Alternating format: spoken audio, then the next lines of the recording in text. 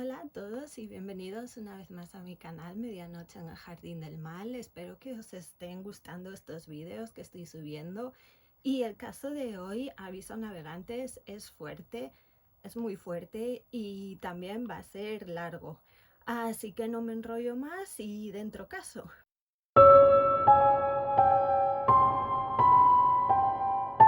El 7 de octubre de 1965, a eso de las 6 de la mañana, una pareja que llevaba un destornillador y un martillo en la mano por si acaso tenían que defenderse, se acercó a una cabina a las afueras de Manchester, en Reino Unido. La idea de la pareja era llamar a la policía porque uno de ellos había presenciado esa misma noche un asesinato en casa de la hermana de ella. Esta llamada y cuando la policía fue a la casa, empezaría una investigación y empezarían a descubrir unas cosas que nadie se podía creer que fuesen ciertas. Y aquí es cuando empieza la historia.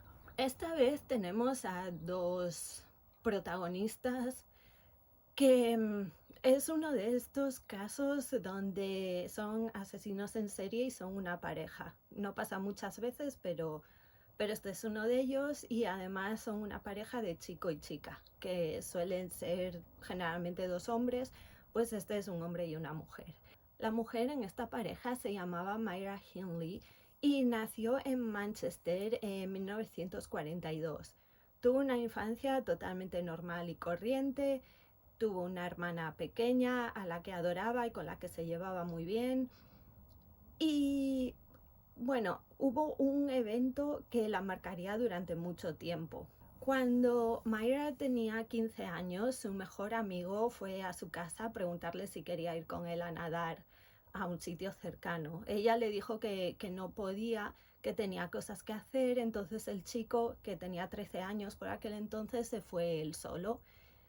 Y ahí fue cuando ocurrió la desgracia, el chico se ahogó y Myra siempre tuvo la impresión de que si ella hubiese ido con el chico a nadar, que ella podría haberlo ayudado y podría haberlo rescatado, así que el chico seguiría con vida. Esto llevó a Myra a hacerse bastante religiosa, a empezar a ir a la iglesia de manera regular y a interesarse mucho por el catolicismo. Ese mismo año de la muerte de su amigo, Myra dejó los estudios y se puso a trabajar.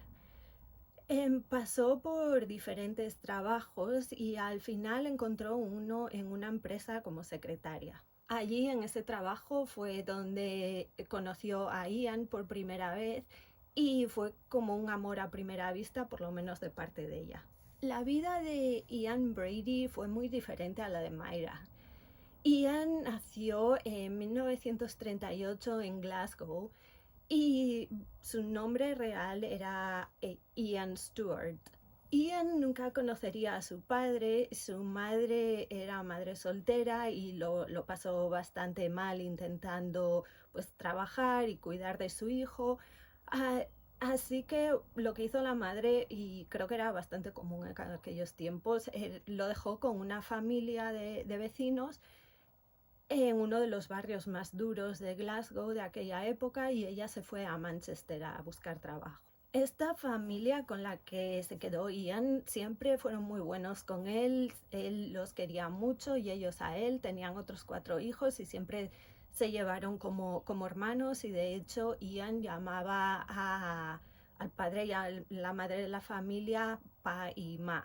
Cuando Ian era adolescente empezó a cometer pequeños actos criminales y llegó un momento que el jurado en Glasgow no supo muy bien qué hacer con él y entonces lo condenaron a irse a Manchester a vivir con su madre. Por aquel entonces su madre se había se había casado por primera vez con un hombre llamado Patrick Brady. De ahí que Ian cambiaría el apellido Stewart por el de Brady por su padrastro y se empezaría a conocer como Ian Brady. Ian estaba feliz, se llevaba muy bien con su madre y con su padrastro, pero de nuevo empezó a cometer delitos y acabó siendo sentenciado a irse a un par de reformatorios. En 1959, Ian consiguió un trabajo en una empresa que es la misma donde años más tarde empezaría a trabajar Mayra. Al principio entre ellos no había relación, era básicamente Mayra estaba totalmente obsesionada con Ian y de hecho se iba a su casa y escribía en el diario como si fuese un adolescente pues hoy Ian me miró, pues hoy Ian me sonrió, o hoy no me hizo caso. Pero Ian pasaba un poco de ella y eso lo que conseguía era que ella estuviese como aún más enamorada de él. No fue hasta la fiesta de Navidad de la empresa cuando Ian le preguntó a Mayra que si quería bailar con él y desde ese momento fueron inseparables. La relación fue extraña desde el principio. Mayra hacía todo lo que le decía Ian y nunca cuestionaba nada. De hecho, por ejemplo, Ian le dijo que él no creía en Dios, que no le interesaba la religión para nada. Entonces ella dejó de ir a la iglesia y también dejó de interesarse por todo lo que se había estado interesando durante años. Mayra también dejó de salir con las amigas, dejó de salir de casa y lo que hacía era se quedaba en casa y esperaba a ver si a Ian le daba por pasarse por allí a visitarla. Durante ese tiempo, Ian, que se creía un poco intelectual, se dedicó a compartir con Mayra su admiración por los nazis todo lo que tuviese relación con ellos. Los dos veían videos de Hitler, escuchaban canciones de desfiles militares y Ian le enseñaba todo lo que había que saber sobre la ideología nazi. En aquel entonces Mayra también cambió su estilo de vestir, empezó a vestir más sexy, se empezó a poner tacones, ya nunca llevaba o casi nunca llevaba zapato plano, iba más eso pues en tacones, se compró una cazadora de cuero y vaya, cambió bastante.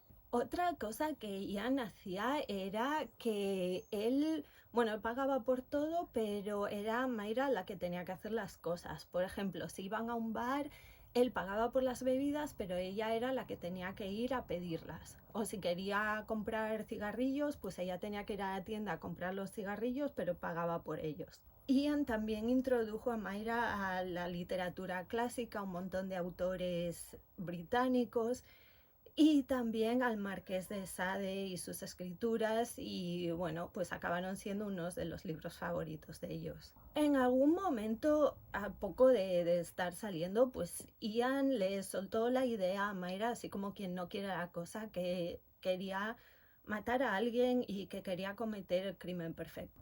No fue hasta el 12 de julio de 1963 que Pauline Reed salió de casa para ir a una fiesta con sus amigas.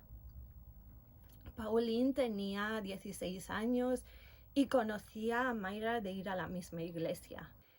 Pauline tenía pensado ir a una fiesta con una amiga suya, pero en el último momento la amiga le dijo que al final tenía cosas que hacer y que no podía ir. Pauline llamó a varias amigas para ver si alguna se animaba a ir con ella y bueno, no tuvo suerte, así que al final decidió ir ella sola. Pero su amiga o a su amiga le cambiaron los planes o de repente se quedó libre, entonces decidió ir a la fiesta a la que iba a ir Pauline y quedó con otra chica para ir, así que estas dos chicas, las dos amigas, fueron a la fiesta y mientras estaban allí, bueno, pues Pauline no llegaba y se pensaron que, bueno, que igual había cambiado de opinión y se había quedado en casa al final.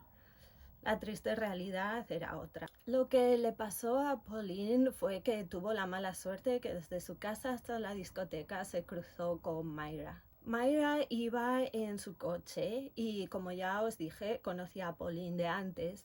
Así que Mayra paró el coche y le pidió a Pauline que si la podía ayudar a buscar un guante que se le había perdido y que tenía muchísimo valor sentimental para ella y tal. Unos metros atrás del coche estaba Ian en su moto. Ian y Mayra ya habían quedado en que Mayra escogería a una persona joven y que si a Ian le gustaba esa persona, él le haría dos fogonazos con la luz de la moto Entonces eso significaría que sí, que el plan continuaba adelante. Pauline se subió al coche con Mayra y Mayra condujo hasta un parque natural que se llama Los Moors. Es un sitio, bueno, os voy a dejar fotos y como veis es un sitio que no hay nada, es además un poco tétrico, la verdad. Lo que sucedió con Pauline a continuación depende de quién cuenta la historia, si es Ian o si es Mayra. Según Mayra, Ian y Pauline se fueron a buscar el guante y Mayra se quedó donde el coche y la moto. Mientras estaban buscando por allí el guante, Pauline casi se cae y ahí dice Mayra que ella fue cuando apartó la vista. Un rato más tarde, Ian vuelve al coche donde estaba esperando Mayra y le pide que le ayude con el cuerpo de Pauline. Según Ian, Mayra estaba con ellos cuando se alejaron de los vehículos y se fueron a buscar los tres el guante. También dijo que no solo Mayra estaba con ellos cuando se fueron a buscar el guante, sino que también fue partícipe del crimen.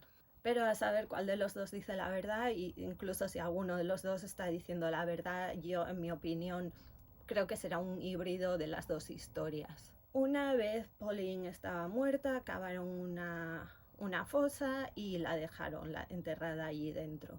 Después metieron la moto en la furgoneta y se volvieron a su barrio. Cuando pasaron por una calle del barrio, vieron a la madre y al hermano de Pauline buscándola por todos lados. Ian tenía una lista de todo lo que había que hacer una vez habían cometido el crimen. Es decir, pues limpiar la furgoneta hasta que estaba totalmente reluciente, cortaron la ropa que llevaban en trocitos y luego la quemaron y también echaron al fuego los zapatos que llevaban porque tenía sangre. Y después celebraron los eventos del día, pues bebiendo una botella de vino y acostándose juntos. Al día siguiente se fueron a otra zona de la ciudad y tiraron el cuchillo y los restos de lo que habían quemado el día anterior. Cuando llegaron de vuelta a casa de Mayra, su familia estaba hablando de la desaparición de Pauline y pensando en qué le podría haber pasado y dónde estaría. Obviamente la familia de Pauline estaba desesperada y segurísima de que Pauline no se había ido de casa por su propia voluntad. La policía buscó, investigó, le preguntó a gente, pero no encontraron absolutamente nada. Unos días más tarde de esto, Mayra cumpliría los 21 años. Esto va a ser recurrente durante toda la historia y es que Ian y Mayra volvían a la zona esa en los Moors constantemente. A los 4 meses del asesinato de Pauline, Ian y Mayra ya estaban planeando su siguiente crimen. Esta vez querían encontrar a alguien más joven para que no se pudiese defender tanto. Mayra por aquel entonces le había vendido la furgoneta a un policía, de hecho, y esta vez tuvieron que alquilar un coche. El 23 de noviembre de 1963 prepararon todo lo necesario para cometer otro crimen. Ese día los dos se fueron a un pueblo, a un barrio cercano donde había un mercado grande que estaba bastante concurrido siempre. John Kilbride tenía 12 años y era el mayor de 7 hermanos. John, ya veréis la foto, tenía una sonrisa muy pícara, tenía un montón de amigos y le encantaban las películas. Esa mañana John fue a hacerle la compra a su abuela y después se fue con unos amigos al cine. Al salir del cine no tenían ni un duro y estaban pelados, así que decidieron ir al mercado a ver si a ofrecerse a los mercaderes a ver si alguien los contrataba pues para levantar cajas, para limpiar, para cualquier cosa que pudiesen ganar pues un dinerillo. En algún momento los amigos de John se fueron y John se quedó en el mercado. Ian se acercó a él y le ofreció llevarlo a casa. Una vez en el coche, Ian y Mayra le preguntaron a John que si le gustaría llevar a casa una botella de Jerez, creo que era, que lo habían ganado en una rifa y John les dijo que sí, que vale. Fue ahí cuando le dijeron que entonces tenían que ir a su casa, que estaba cerca de los Moors, Una vez allí cerca le dijeron a John que si no le importaba ayudarles a buscar el famoso guante de Mayra, que lo había perdido y que estaba muy disgustada, todo el rollo ese. John no estaba muy seguro y se quedó parado al lado del coche, pero al final John accedió a ayudarles. Esta vez Mayra cogió el coche y se fue, aparcó cerca de un bar y estuvo allí una media hora hasta que volvió a buscar a Ian. Otra vez volvieron a su casa, se deshicieron lo mejor que pudieron de todas las pruebas y en casa de John todos estaban obviamente preocupadísimos por él. Un hermano de John salió y fue de puerta en puerta a casa de amigos y de familiares a preguntar que si habían visto a John, que si estaba allí con ellos, que si sabían algo de él. Y a las 9 de la noche la madre de John llamó a la policía y al día siguiente comenzaría su búsqueda. 500 carteles con la cara de John fueron repartidos por toda la ciudad y la policía pidió voluntarios para continuar la búsqueda por todos lados. Más de 2000 personas buscaron a John sin éxito y un empresario ofreció 100 libras, que a cambio hoy en día serían unos 3000 euros, a quien tuviese información para poder localizar a John. Como la vez anterior, los dos, Ian y Mayra, volvían a los Moors y se sacaban fotos que luego las revelaban y las ponían en un álbum como hace la gente cuando se va de vacaciones. 7 meses más tarde les daría otra vez por hablar de cometer otro crimen. El 16 de junio de 1964 atacarían de nuevo. Keith Bennett, que 4 días antes había cumplido los 12 años, iba de camino a casa de su abuela. Keith vivía con su madre, su padrastro y 5 hermanos y hermanastros con los que se llevaba genial. A Keith le encantaba ir al cine y jugar al fútbol con sus amigos y con sus hermanos. Era muy miope y llevaba gafas, pero unos días antes las gafas se le habían roto, así que Keith no veía nada. O sea, no veía tres en un burro. Keith salió de su casa acompañado por su madre. Su madre sabía que sin gafas no podía ver mucho, así que esperó hasta que cruzara la carretera para asegurarse de que Keith estaba bien, porque Keith iba de camino a casa de su abuela, que era donde iban a comer todos sus hermanos. O sea, iban todos los niños a comer allí. En una de esas calles, entre su casa y la casa de su abuela, Mayra paró el coche y le preguntó a Keith que si le importaría ayudarla con unas cajas. Keith vio que Ian iba en el asiento trasero del coche y Mayra, cuando notó que Keith estaba mirando a Ian, le dijo: no, él también viene para ayudarme con las cajas. Keith, por desgracia, dijo que sí, que la ayudaba, así que se metió en el coche y una vez dentro del coche le contaron otra vez la historia del guante y que si no le importaba ayudarlos a buscar el dichoso guante. Así que Ian, Mayra y Keith se fueron a los Moors, esta vez con una cámara de fotos. Unos 40 minutos más tarde, Ian volvió a donde estaba Mayra, le contó que había estrangulado a Keith y que le había hecho foto. La familia de Keith no se dio cuenta de que Keith estaba desaparecido hasta el día siguiente. Lo que pasó fue que su abuela se pensó que Keith se habría decidido quedar en casa y la madre lo que pensó es que estaría con la abuela. En aquel entonces ninguna de las dos familias de las dos casas tenía teléfonos, así que no podían comunicarse entre ellos de forma más fácil. No fue eso, pues hasta el día siguiente cuando la madre fue a buscar a los niños, que le preguntó a la abuela: oye, ¿y Keith? Y le dijo a la abuela: pero no está contigo, no vino ayer. Y fue ahí cuando se dieron cuenta de que en algún momento Keith había desaparecido. De nuevo la policía buscó a Keith por todas partes y aunque ya no se lo decía al público, pero sí que se pensaron que la desaparición de Keith y de John que podían estar relacionadas, porque era en áreas cercanas, 2 niños de 12 años y bueno, las similitudes eran bastante grandes, así que la policía esperaba o ya tenía la mosca detrás de la oreja. Unos meses más tarde, Ian y Mayra volverían a hablar sobre cometer otro crimen más, pero esta vez querían cambiar las cosas y hacerlo de una forma distinta. Decidieron que este crimen lo cometerían en su propia casa y antes de salir ese día, Ian montó todo lo necesario para este nuevo crimen que querían cometer, que básicamente era poner la cámara de fotos en un trípode y poner una grabadora debajo de la cama. El 26 de diciembre de 1964, Leslie Ann Downey, de 10 añitos nada más, y su hermano Tommy, de 8 años, fueron a casa de su vecina porque ella les había dicho que los iba a llevar a ellos junto a sus hijas a una feria que había cerca. Leslie era una niña muy buena, le encantaban los animales y tenía un perrito al que adoraba. Papá Noel se había portado muy bien y le trajo muchos regalos, entre ellos una máquina de coser que le encantó.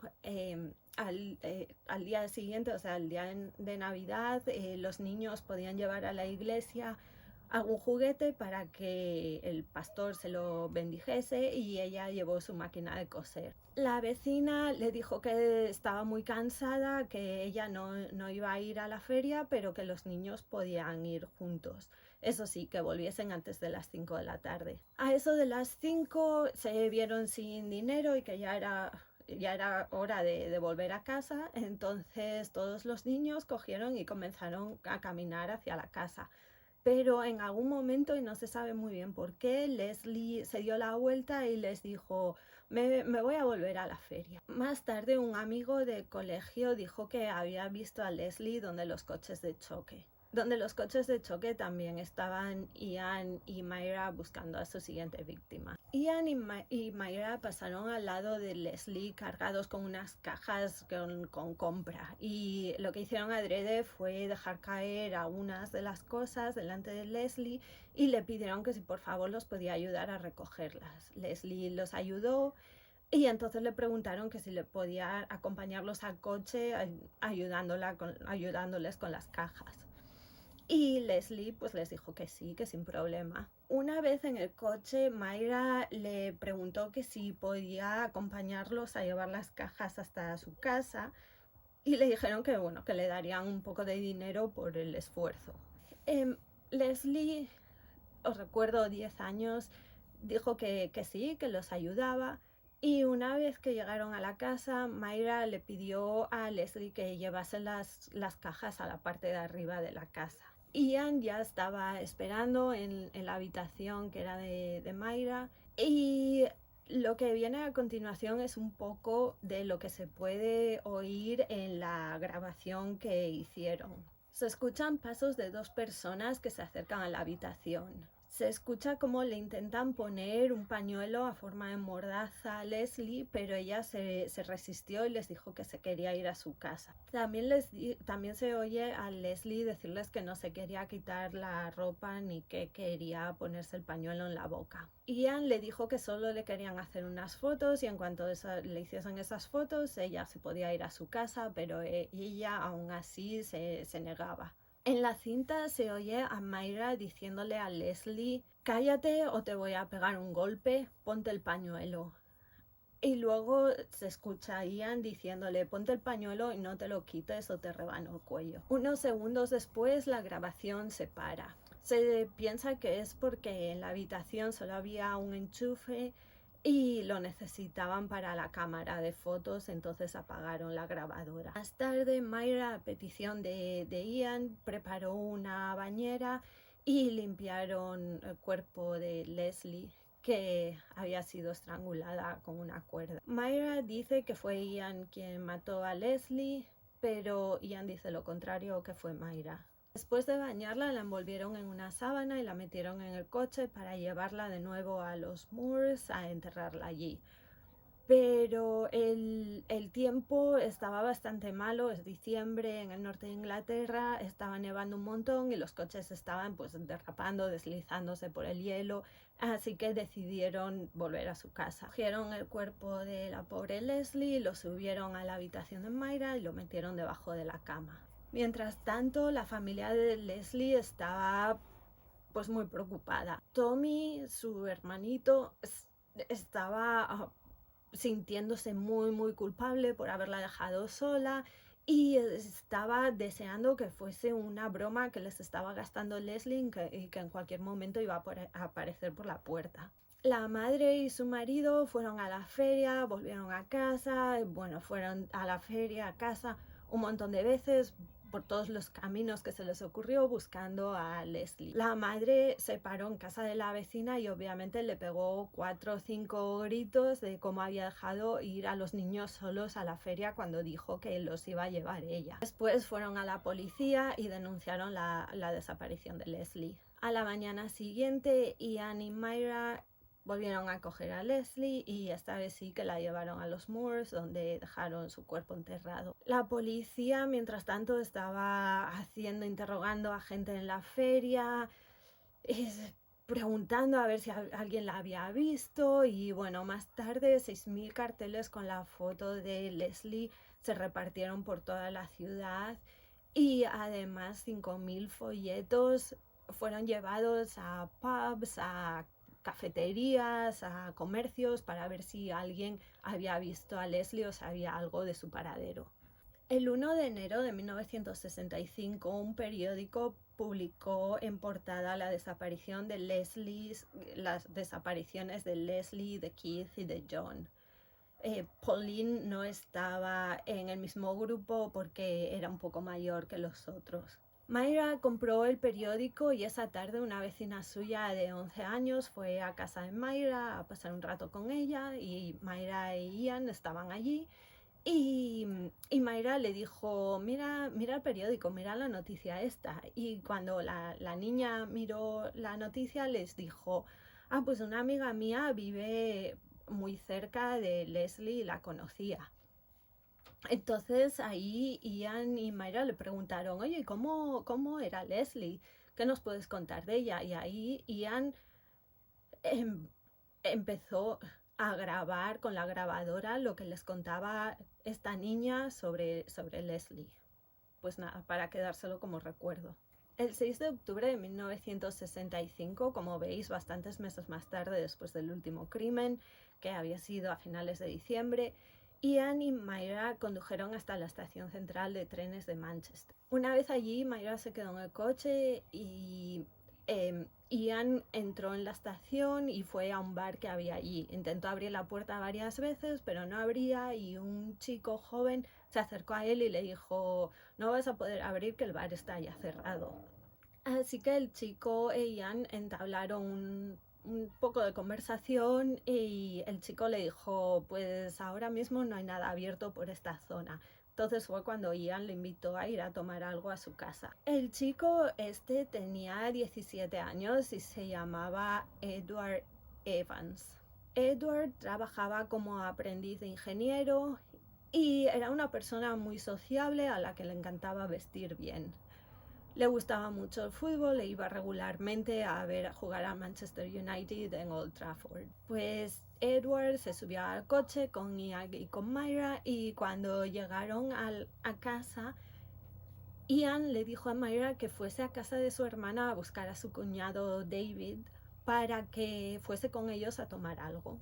Cuando David llegó a la casa, Ian lo invitó a entrar a la cocina y bueno, charlaron unos minutos y Ian salió de la cocina y al poco tiempo David empezó a escuchar gritos. Mientras David estaba en la cocina escuchando estos gritos y totalmente perdido, oyó que Ian le gritaba, David, ven y sujétalo. Así que David fue a la habitación de donde venían los gritos, que era el salón, y se quedó totalmente inmóvil. David, la escena que se encontró David se quedaría en su memoria el resto de sus días. Edward estaba con la espalda apoyada en el sofá, con las piernas estiradas, e Ian estaba enfrente de él con un hacha pegándole hachazos.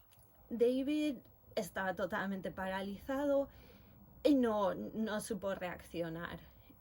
Ian pues le seguía dando hachazos a Edward mientras Edward gritaba y al final lo acabó estrangulando. Cuando Edward ya estaba muerto, Ian y David lo envolvieron en una manta y lo subieron a la habitación.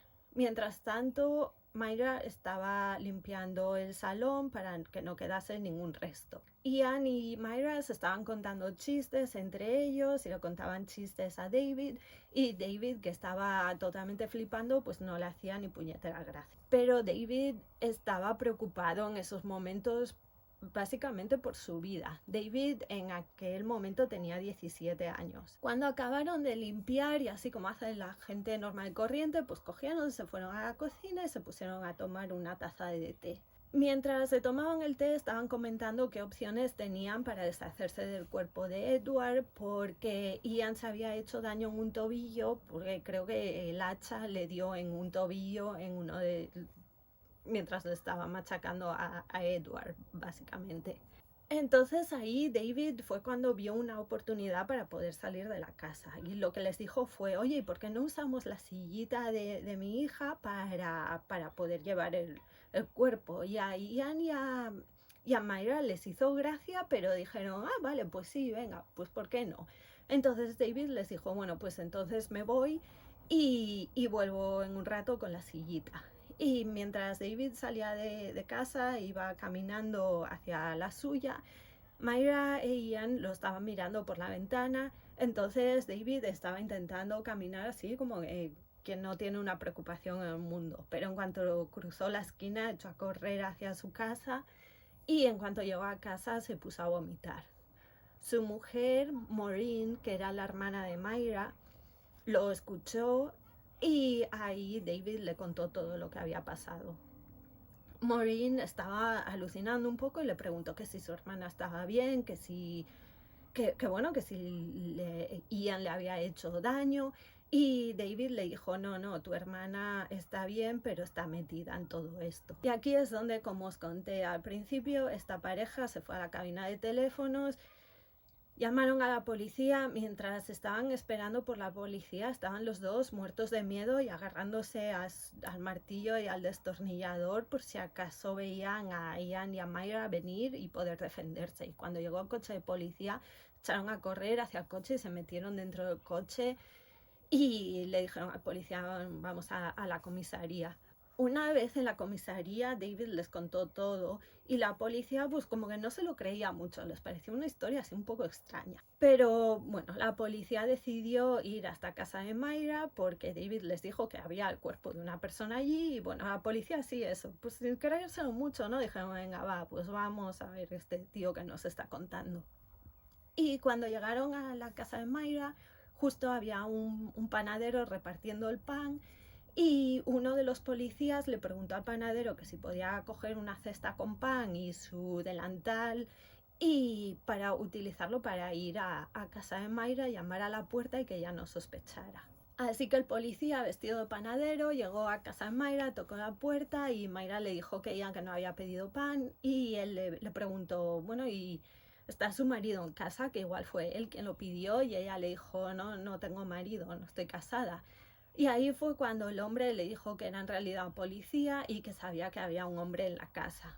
Al final Myra le dejó entrar e Ian estaba en el salón escribiendo una carta. La policía registró la casa en busca del cuerpo y entraron en todas las habitaciones, pero la de Myra estaba cerrada con llave. Cuando le preguntaron que dónde tenía la llave, Myra les dijo que tenía armas de fuego en la habitación, entonces que dejaba la llave en la oficina donde trabajaba para no tenerla por casa.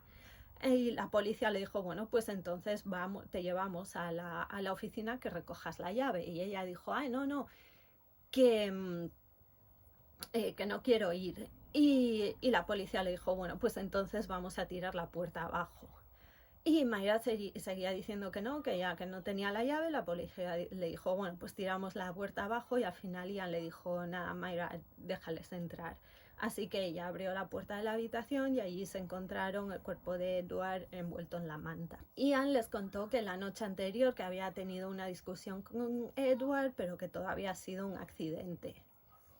Luego, una vez en comisaría, Ian cambió un poco la historia y les dijo que no, que lo que había pasado era que David tuvo una discusión con Edward y fue David el que lo mató. La policía dejó que Mayra se fuese, pero a Ian lo dejaron detenido en la comisaría. La policía registró la casa de Mayra de arriba abajo y encontraron el álbum de fotos y un diario de Ian.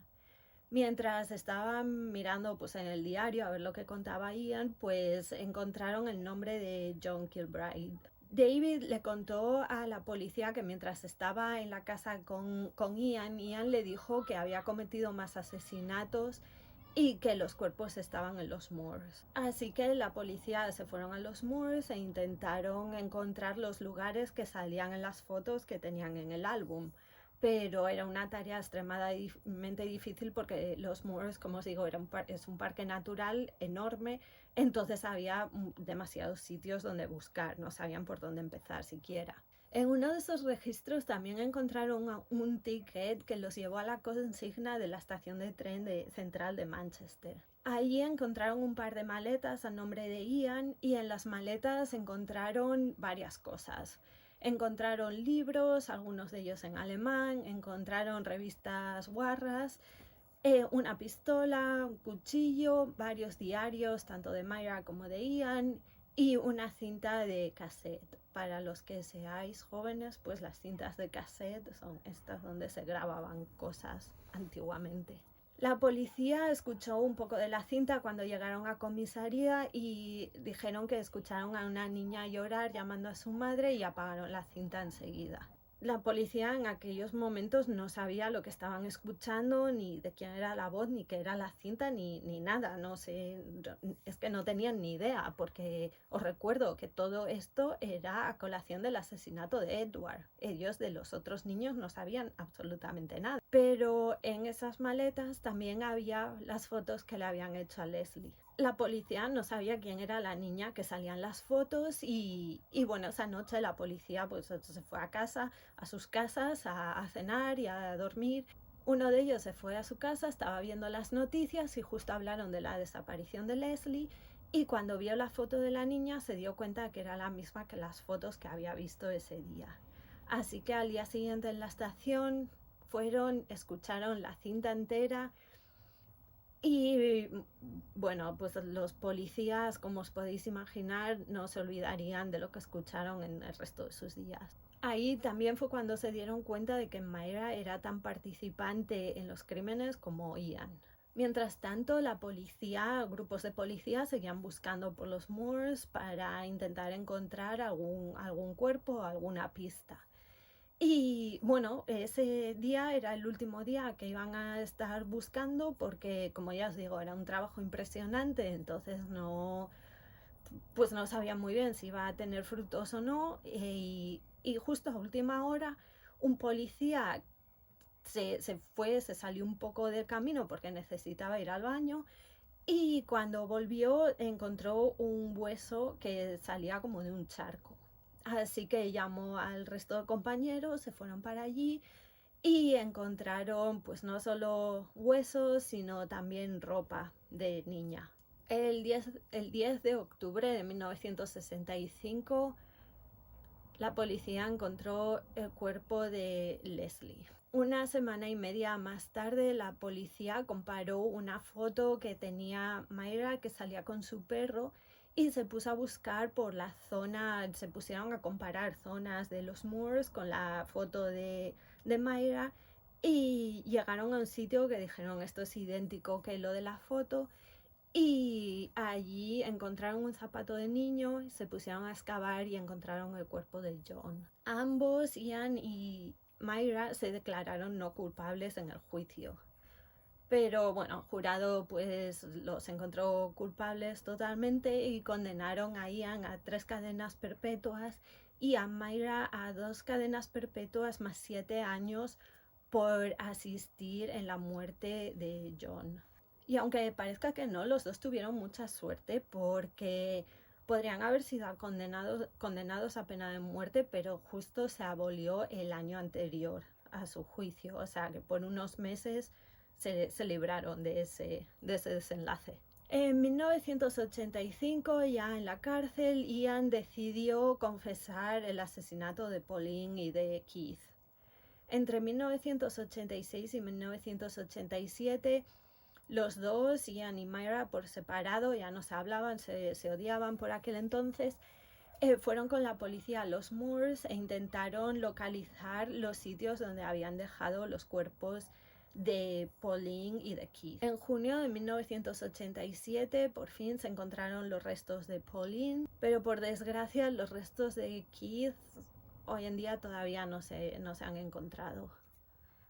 Eso sí, la policía lo sigue buscando y cada pocos años vuelve a haber una búsqueda e intentan pues encontrar a Keith y devolverlo a su familia. Ian pasó sus últimos años desde 1999 en huelga de hambre y lo tenían que alimentar por un tubo y él estaba en un hospital psiquiátrico pues desde 1999 en huelga de hambre hasta 2017, que fue cuando se murió. Myra murió en prisión de una neumonía en 2002, pero antes, en 1971, Myra se había aliado con una guarda de la prisión e intentó escapar de la prisión y coger un vuelo a Brasil, pero bueno, el plan no le salió bien y fue condenada a 5 años más en la cárcel. Durante toda su estancia en la cárcel, Myra seguía pidiendo pues todos los permisos que podía pedir y que la soltaran, pero bueno, nunca la dejaron salir de la cárcel. Y bueno, esta es la historia de los asesinos de los Moors, como se conocen. Myra fue la mujer más odiada en toda Gran Bretaña durante muchísimos años, en especial porque en los años 60, como ahora, pero aún más en los años 60, se suponía que las mujeres que tenían que ser como más amorosas y más protectoras y que una mujer jamás le podría hacer daño a un niño, ni ayudar a su pareja que le hiciese daño a niños.